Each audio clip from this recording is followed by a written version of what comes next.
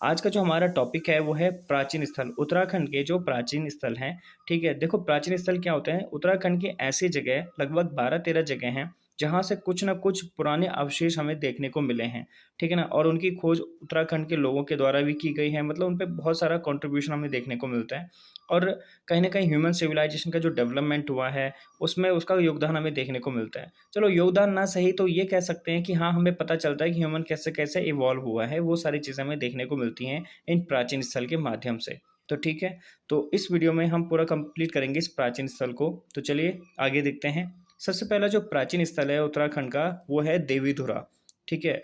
देखो, यहाँ से प्रागैतिहासिक काल की समाधियाँ प्राप्त हुई हैं। समाधियाँ क्या होती हैं ना, देखो इनको वैसे तो कहने के लिए तो हम इनको कहते हैं कि जैसे अवशेष हैं, ठीक है? अवशेष समाधि का मतलब क्या होता है, कोई इंसान है, उसकी कब्र वहाँ पे मतलब वो दफ़न हो रखा है वहाँ पे, उनके कुछ न कुछ वहाँ पे हड्डियाँ हो गए, कुछ अवशेष हो गए, चाहे वो बर्तन हो, तो बर्तनों को मृतभांड बोला जाता है और समाधियों को जनरली हम जो जैसे मतलब कि वहाँ पे उनको मतलब दफ़नाया गया होगा, तो वो कब्र होंगे जो वहाँ पे, तो वो समाधियाँ होती हैं, ठीक है ना? क्योंकि बर्तनों को तो हम मृतभांड कह देते हैं ना, ये चीज़ होती है, ठीक है? तो इसलिए यहाँ पे समाधियाँ, यानी कि देवीधुरा से हमें समाधियाँ प्राप्त हुई हैं, लेकिन कब की प्राप्त हुई हैं? प्रागैतिहासिक काल की। ठीक, इसके अलावा जो इस इनकी खोज है, ये जो प्रागैतिहासिक समाधियाँ हैं, इनकी खोज किसके द्वारा की गई थी? तो इनकी खोज की गई थी हेनवुड के द्वारा, ठीक है? और कब की गई थी हेनवुड के द्वारा? 1856 में, ठीक है? अब जो हेनवुड है, इसी को जो है ना पुरातत्व का जनक भी कहा जाता है। इस चीज़ को याद रखिएगा कि पुरातत्व का जनक किसे कहा जाता है? उत्तराखंड में, दुनिया में नहीं या इंडिया में नहीं, उत्तराखंड में पुरातत्व का जनक किसे कहा जाता है? हेनवुड को कहा जाता है, ये याद रखिएगा, ठीक है? अच्छा, मोस्ट इम्पोर्टेंट चीज़ जो देवीधुरा है, ये कौन से डिस्ट्रिक्ट में है उत्तराखंड के? तो ये चंपावत डिस्ट्रिक्ट में है, ठीक है? यहाँ पे जो समाधियाँ मिली है ना, ये समाधियाँ जो जम्मू कश्मीर का बुर्ज होम है ना आपका, उसमें मिली जो समाधियाँ हैं, उन्हीं के समान है, मतलब ये डिट्टो हैं बुर्ज होम की समाधियों के जैसा, ठीक है? इसलिए मतलब कभी-कभी सवाल ये भी आ सकता है कि उत्तराखंड में ऐसी कौन-सी जगह है जहाँ की समाधियाँ जम्मू कश्मीर के जो बुर्ज होम है उसकी समाधियों के समान है? तो आप याद रखिएगा देवीधुरा से प्राप्त समाधियाँ, ठीक है? अच्छा, एक और लास्ट चीज़ जो कप मार्क्स हैं, कप मार्क्स मतलब कुछ न कुछ निशान्स होते हैं, निशान अब उनको कप मार्क्स ही बोला जाता है, तो कप मार्क्स हैं, वो भी यहाँ देवीधुरा से मिले हैं, ठीक है? और उसकी खोज किसने की थी? एमपी जोशी ने उसकी खोज की थी, ठीक? देखिए, कहने के लिए ये 4-6 लाइनें यहाँ पे लिखी हुई हैं देवीधुरा से संबंधित, लेकिन यहाँ पे बहुत सारे क्वेश्चन बन रहे हैं। अब देखो मैं क्वेश्चन भी बता ही देता हूँ आपको क्या-क्या बन सकते हैं। सबसे पहली बात, तो उत्तराखंड की किस जगह से प्रागैतिहासिक काल की समाधियाँ प्राप्त हुई हैं? तो आपका आंसर हो जाएगा देवीधुरा, ठीक है? उत्तराखंड में जो प्रागैतिहासिक काल की समाधियाँ हैं, उसकी खोज किसके द्वारा की गई थी? तो हेनवुड के द्वारा की गई थी। सवाल ये भी आ सकता है कि उत्तराखंड में पुरातत्व का जनक किसको कहा जाता है? हेनवुड को कहा जाता है। और अगर ये सवाल ना भी आएँ, तो मे बी ये सवाल बन सकता है कि देवीधुरा में जो प्रागैतिहासिक काल की समाधियाँ जिनकी खोज हेनवुड ने की थी, वो कब की थी? तो कब की थी? 1856 में, ठीक है? और बाकी कप मार्क्स तो मैंने आपको बता ही दिए, एमपी जोशी। और ये याद रखिएगा कि देवीधुरा कहाँ पे है आपका? ये चंपावत में है, ठीक है? चलिए अब आगे देखते हैं, नंबर 2 पे जो प्राचीन स्थल है, उसका नाम है द्वाराहाट, ठीक है? देखो, द्वाराहाट से भी कुछ समाधियाँ प्राप्त हुई हैं, लेकिन यहाँ पे जो मेनली सवाल आता है वो इसको खोज करने वाले व्यक्ति से संबंधित आता है द्वाराहाट से, कि द्वाराहाट में जो समाधियाँ प्राप्त हुई उनकी खोज किसने की थी? करनौक ने की थी, ठीक है? और करनौक ने कब की थी? 1877 में, ठीक है? और किस जिले में ये द्वाराहाट है? अगर ये सवाल आ जाए तो अल्मोड़ा में है, ठीक? और यहाँ पे द्वाराहाट में कुछ कप मार्क्स भी मिले हैं, तो वो कप मार्क्स जो द्वाराहाट में मिले हैं, वो कौन-सी जगह में मिले हैं? वो है एक चंद्रेश्वर मंदिर द्वाराहाट में, जहाँ पे ये कप मार्क्स हमको देखने को मिलते हैं, ठीक है? सेम क्या कुछ और अन्य पॉसिबल क्वेश्चन्स बन सकते हैं? बन सकते हैं कि चंद्रेश्वर मंदिर से हमें क्या प्राप्त हुआ है? कप मार्क्स प्राप्त हुआ है, या चंद्रेश्वर मंदिर कहाँ स्थित है? द्वाराहाट में स्थित है, ठीक है? द्वाराहाट में जो समाधियाँ हैं, उनकी खोज किसके द्वारा की गई? करनौक के द्वारा किया गया, ठीक है? कब किया गया? 1877 में किया गया। इसके अलावा द्वाराहाट किस जिले में एग्ज़िस्ट करता है, मतलब कौन से जिले में है द्वाराहाट? तो अल्मोड़ा में है, ठीक है? ये आप इस तरह से क्वेश्चन्स को याद रखिएगा। अगर कोई चीज़ समझ ना आ रही हो तो एक बार वीडियो को पीछे क्या बोलते हैं, पीछे स्किप कर लीजिए, एक बार दोबारा देख लीजिए, नहीं तो कमेंट करिएगा, मैं आपको थोड़ा अन्य तरीके से समझाने की कोशिश कर लूँगा। चलिए आगे देखते हैं। लाखों गुफा, ठीक है, मोस्ट इंपॉर्टेंट है, हर बार कोई ना कोई सवाल एग्जाम में यहाँ से आता ही आता है। ठीक है, तो लाखों गुफा के बारे में देख लीजिए। यहाँ पर शैल चित्र मिले हैं। देखो शैल चित्र क्या होता है ना, जो पत्थर पे बनाए हुए ड्राइंग्स होती हैं उनको हम शैल चित्र कहते हैं। ठीक है, शैल का मतलब ही होता है पत्थर। ठीक, लाखों गुफा कहाँ पे है स्थित, पहले इसके लोकेशन देखिए। ये है अल्मोड़ा में। अल्मोड़ा में जो सोयाल रिवर है, सोयाल नदी, उसके किनारे स्थित है लाखों गुफा। ठीक है, इसकी खोज किसने की थी? इसकी खोज की थी एमपी जोशी ने। कब की थी? 1968 में। ठीक है, अच्छा, लाखों गुफा का मुख्य विषय क्या है? देखो हमने ये तो कह दिया कि यहाँ पे शैल चित्र मिले थे, लेकिन ये जो शैल चित्र है ना, उनमें क्या दिखाया गया था? तो उनमें दिखाया गया था कि कुछ सामूहिक नृत्य, कुछ लोग हैं जो सामूहिक नृत्य में डांस कर रहे हैं, ऐसे करके इसमें दिखाया गया है। इसको ऐसे याद रखिएगा। ठीक है, अच्छा, इसके अलावा इसका आकार कैसा है? लाखों गुफा का या लाखों उडियार का आकार कैसा है? तो नागफनी के समान है। जैसे नागफनी होती है उसी समान इसका आकार है। ठीक है, इसमें कुछ इंपॉर्टेंट पॉइंट भी हैं जिनको मैंने नोट करके लिखा हुआ है। जैसे कि राज्य का सर्वोत्तम शिलाश्रय लाखों गुफा को माना जाता है। ठीक है, चित्रों की तुलना एमपी यानी कि मध्य प्रदेश का जो भीमबेटका है, वहाँ की चित्रों के साथ इनकी तुलना की जाती है, कंपैरिजन किया जाता है। ठीक है, इसके अलावा प्रागैतिहासिक काल की प्रथम खोज भी लाखों गुफा को कहा जाता है। लेकिन किसने कहा था? तो यशवंत सिंह कटोच है जो, ठीक है, यशवंत सिंह कटोच ने इनको जो है प्रागैतिहासिक काल की प्रथम खोज कहा था।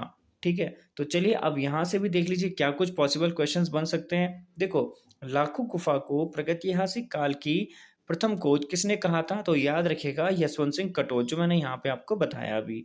ठीक है, इसके अलावा लाखों गुफा का मुख्य विषय क्या है?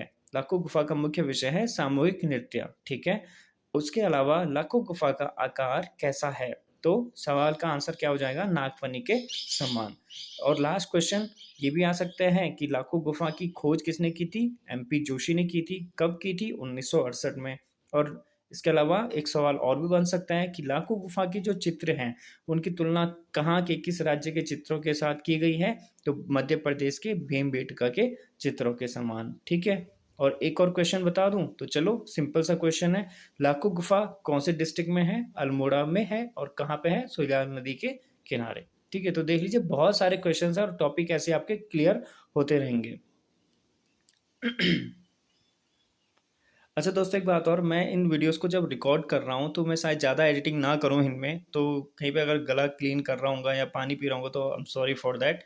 ठीक है, क्योंकि इतना मैं टाइम नहीं होता है, मैं खुद प्रिपरेशन कर रहा हूँ और आपको पता है कि 1 मिनट बहुत कीमती होता है। हाँ, यूट्यूब पे इसलिए डाल रहा हूँ कि चलो खुद कर रहा हूँ तो थोड़ा औरों के लिए भी हेल्प हो जाएगी। ठीक है, और आप भी पहली बार देख रहे हो तो सब्सक्राइब ज़रूर कर लीजिएगा। चलिए आगे देखिए, गोरखिया गुफा। ठीक है, तो अब इम्पोर्टेंट क्वेश्चन यहाँ से भी आ सकते हैं गोरखिया गुफा से। सबसे पहली बात, चित्रकला की दृष्टि से सबसे सुंदर आकृति गोरखिया गुफा में बोली गई हैं, बताई गई हैं। मानव, भेड़, बारहसिंगा, लोमड़ी के रंगीन चित्र यहाँ पे देखने को मिले हैं। यानी कि मनुष्य का भी, भेड़ का भी और बारहसिंगा और लोमड़ी का भी रंगीन चित्र यहाँ पे बना हुआ है। मनुष्य को जो है ना यहाँ पे त्रिशूल आकार में दिखाया गया है। ठीक है, और इसको प्रसिद्ध करने का श्रेय किसको जाता है? राकेश भट्ट को जाता है, याद रखिएगा। ठीक, गोरखिया गुफा किस जिले में स्थित है? अगर ये सवाल आ जाए तो चमोली में है। और चमोली में एग्जैक्ट लोकेशन पूछे जाए तो डुंगरी गांव है जो कि अलकनंदा नदी के किनारे है। ठीक है, गोरखिया गुफा आपका कहाँ है? चमोली में, डुंगरी गांव में। ठीक है, और मुख्य विषय क्या है गोरखिया गुफा का? पशुओं को हाका देकर घेरना है। ऐसा समझ लो कि कोई व्यक्ति है जो पशुओं को लेके जा रहा है। ठीक है, हाथ में एक स्टिक होगी और गायों को लेके जा रहा होगा कि इधर से भी जाओ, इधर से भी जाओ। ठीक है ना, ऐसे पशुओं को हाका देके घिरना। ठीक है, मतलब उनको हका रहा है, वो लेके जा रहा है, कहीं ना कहीं लेके जा रहा है। ठीक है, सवाल क्या आ सकते हैं? बहुत सारे सवाल आ सकते हैं फिर से, कि गोरखिया गुफा में मनुष्य को किस आकार में बनाया गया है? त्रिशूल आकार में।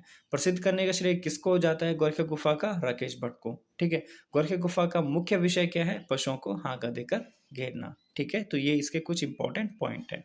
अगला जो प्राचीन स्थान है वो है किमनी गाँव। ठीक है, अब इसको देखिए, यहाँ पे जो है ना किमनी गाँव में हमें सफ़ेद रंग के शैल चित्र मिले हैं। ठीक है, और एग्जैक्टली लोकेशन कहाँ पे है इनकी? तो किमनी गाँव में कहाँ पे सफ़ेद रंग के शैल चित्र मिले थे? तो पिंडर घाटी जो थराली के निकट है, ठीक है ना, चमोली में, ये हमको देखने को मिले थे।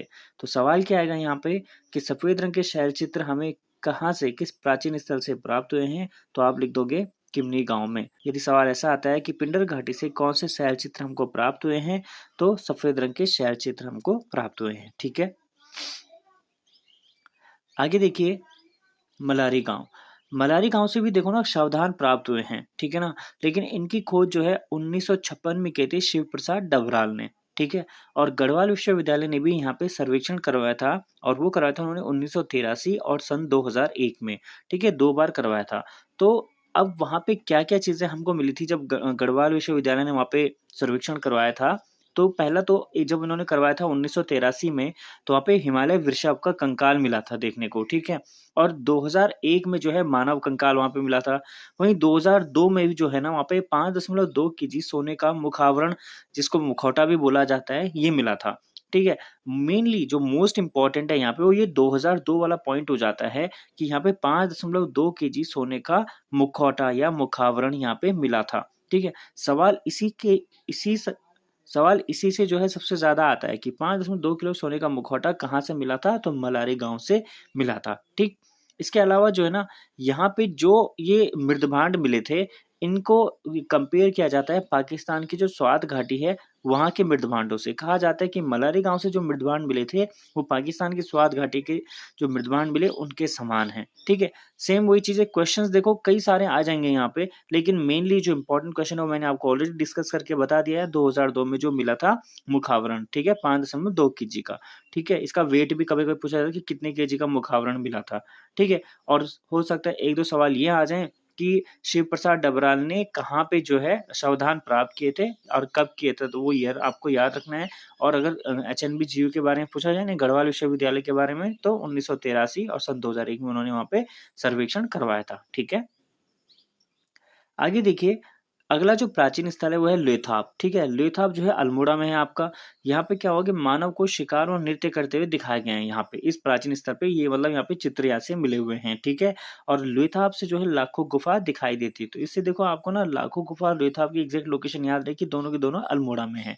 ठीक है, सिंपल सा ये सवाल आएगा कि लोथाप जो प्राचीन स्थल है वो कहाँ स्थित है, तो अल्मोड़ा में है। इसको याद रखिएगा। ठीक है, बाकी ये तो इतना इंपॉर्टेंट नहीं है, हो सकता है ना आए, पर आयोग है वो कुछ भी पूछ सकते हैं, है ना, कि मानव को शिकार व नृत्य करते हुए कहाँ पे दिखाया गया, तो लेथाप में दिखाया गया, ऐसे याद रख लेना। ठीक, मोस्ट इंपॉर्टेंट जो अगला है कि नीले रंग के शैल चित्र कहाँ मिले थे, हुडली में मिले थे। हुडली कहाँ है आपका, उत्तरकाशी में, इसको ऐसे याद रखिएगा।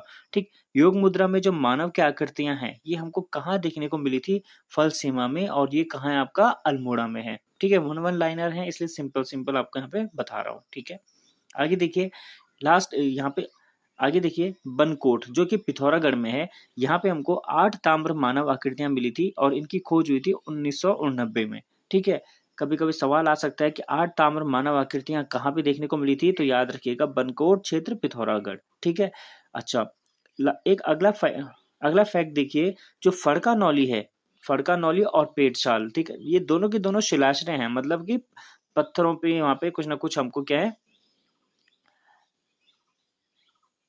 देखो, अच्छा, आगे देखिए फड़कानौली और पेटशाल, देखो पहले तो ये दोनों ही शिलाश्रय हैं। ठीक है, फड़कानौली 1985 और पेटशाल 1989। ठीक है, इन दोनों की खोज की थी यशोधर मठपाल ने। ठीक है, और एक और है कफ्फर कोट, तो वो भी यहीं पे ही पड़ता है आपका अल्मोड़ा में। तो यहाँ पे कुल मिला के ये जो 3 नाम यहाँ पे आए हैं, फड़कानौली, पेटशाल और कफ्फर कोट, ये क्या है, शिलाश्रय हैं और कहाँ आते हैं आपके, अल्मोड़ा में। बस यहाँ पे जो मोस्ट इंपॉर्टेंट है वो फड़कानौली और पेटशाल है।